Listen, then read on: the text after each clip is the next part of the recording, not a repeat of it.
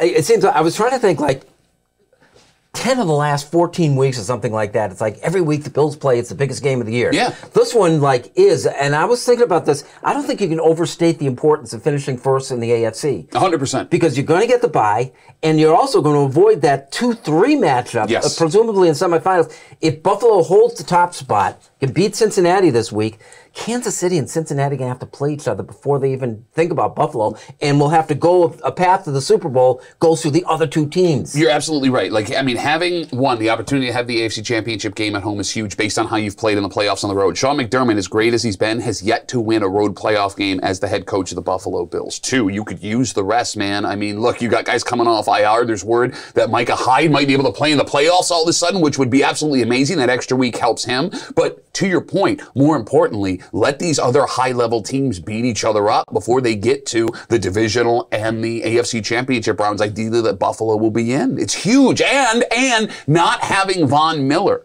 the guy that you signed to be your closer in the playoffs, makes that 2-3 points that you get playing at home from the bookies even that much more important. Josh Allen's taken a bit of a beating, saying, the MVP favorite at the beginning of the season and the intercepts, the turnovers.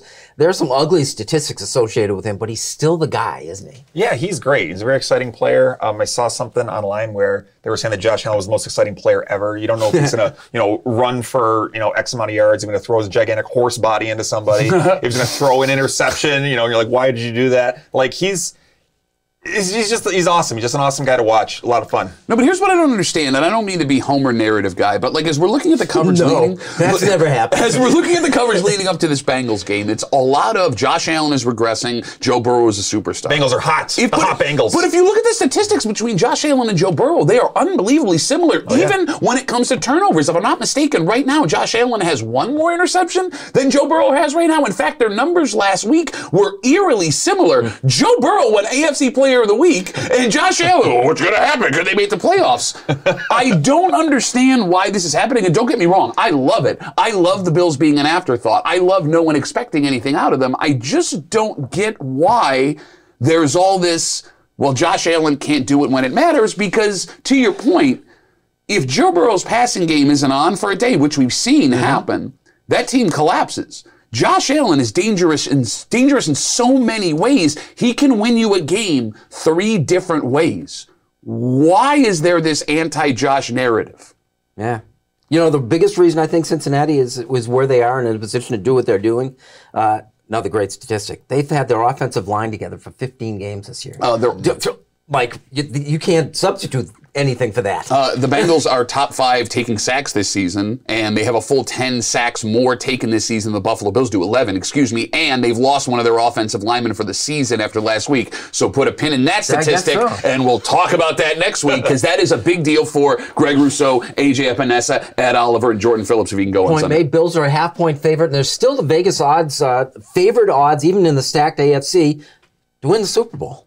Yeah, and they're looking great, if you ask me. I have season seats, as Pat does, and being there on the ground floor with them, I guess we're in the bleachers. In the bleacher ground floor. Bleacher, you know what I mean? Yeah, absolutely. The metaphorical ground floor. No, the experience at home is way different than the road, of course. And yeah, 1 seed locking that up would be awesome. And should be great.